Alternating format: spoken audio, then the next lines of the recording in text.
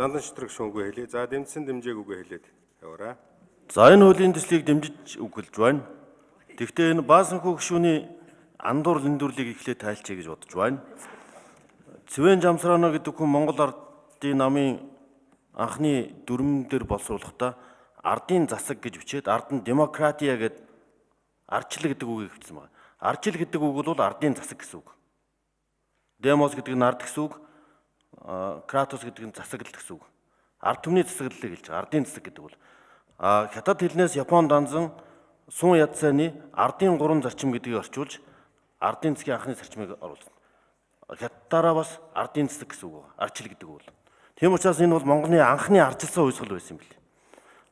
Бүр нэрээр ярих юм бол 24 онд Коминтерний шахалтаар хувьсгал гэдэг үгийг нэмсэн юм.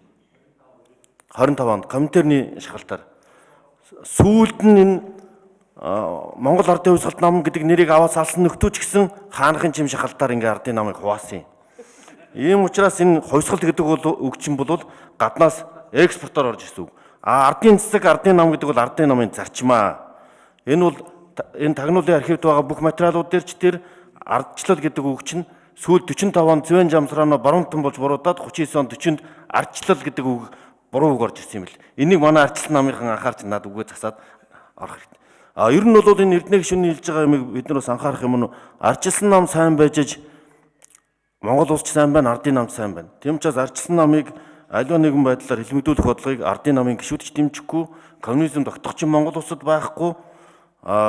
Тийм учраас ардчилсан намыг бол бид нар энэ хурал мурлаа хийгээд сайн сайхан яваасаа л гэж чин сэтгэлээсээ хүсэж байгаа. Манай хоёр намын тогтолцоотойгоо хоёр нам хөгжиж явах хэрэгтэй. Тийм учраас цөөнхийн үг хэлэх эрх бүх юмд бол бид нар хүндэтгэлтэй дэмжлэгтэй хандаж танаа дарга шиг манай их хурлын дарга үг мөгийн таслаад тасчаал юу чүлээ ингээ загнаад байгаа юм байхгүй чөлөөтэй хэлүүлээл ингээд арчил бол их хурлаа байж л байна гэж би ойлгож байгаа. Тийм учраас та бүхэндээ бол хамгийн сайн сайхныг хүсэж байна. Хурлаа урдан хийгээрэй гэж зөвлөмөр байна. Ер нь бол энэ яг шинжлэх ухааны хувьд ч гэсэн тэр энэ ардын 3 зарчим, ардын засаг, ардын нам гэдэг үг бол яг энэ Монголд ардчилсан хувьсгалыг хаан гүн ноёдыг халж хошуу ноёд гүн вангийн эрхийг хязгаарлах 1923 оны ардын засгийн төр дүрм гэдгээр 10 гэрээс дээш улсын их хурл хүртэл сонгуулаар сонгоно.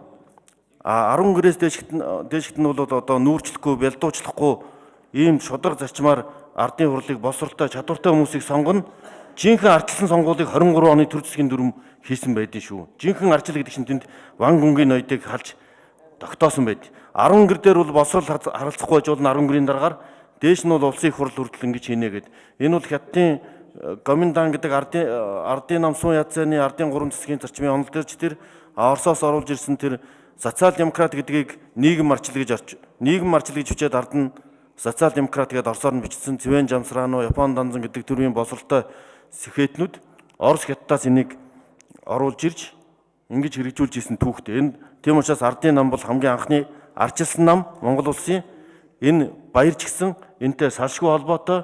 Энэнийг бол ардчилсан намынхан маань өгүүлсгэж анхны бичмэл үндсэн хуулийн баярын өдрийг дэлхийн нийтээр тэмдэглэдэг өдрийг ингэж өгүүлсгсэн түүхээ өгүүлсгсэн хэрэгээ.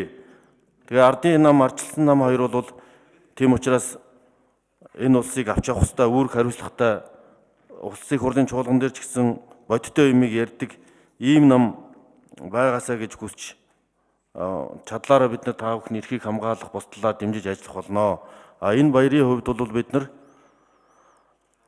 цаашдаа их судалж дэлгэрэнгүй болох анхны үндсэн хуулийнхаа их ноорог үзэл санаануудыг ч гэсэн дэлгэрүүлэх энэ ардын засгийн 5 зарчим гэдэг бие даасан хараат бус төрийн алба, бие даасан хараат бус хяналт шалгалтын засаглалын тогтолцоо ардын шалхар өнтрийг байгуулж ирсэн энийг бол бид үндсэн хуулийн өөрчлөлт бус юмдаа харгалзан үзэх ёстой. Зөвхөн баяр тэмдэглэх болоос хэсэхгүй бид түүхэн уламжлалт төр ёсны уламжлалд эдэлсэн шинжил өөрчлөлтүүдийг хэрэгжүүлэх хийх асуудлыг бид анхаарах ёстой маа гэж бодож байна. Ийм учраас энэ хуулийг төслийг дэмжиж байна.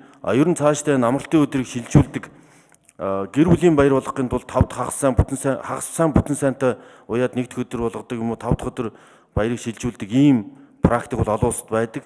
Ингийн бол гэр бүлийн амьдрал бичдэг, гэр бүлээрээ хамт олноороо салхинд гарах одоо юм судлах, үз судлах илүү үр бүтээлтэй баярыг аригддаг баяр биш. Нийтийн баяр болгодог ийм асуудлуудыг бас анхаар судлах нь зүйтэй хэлцүүлгээ бид бас анхаарах зүйтэй гэж бодож байна. Баярлалаа.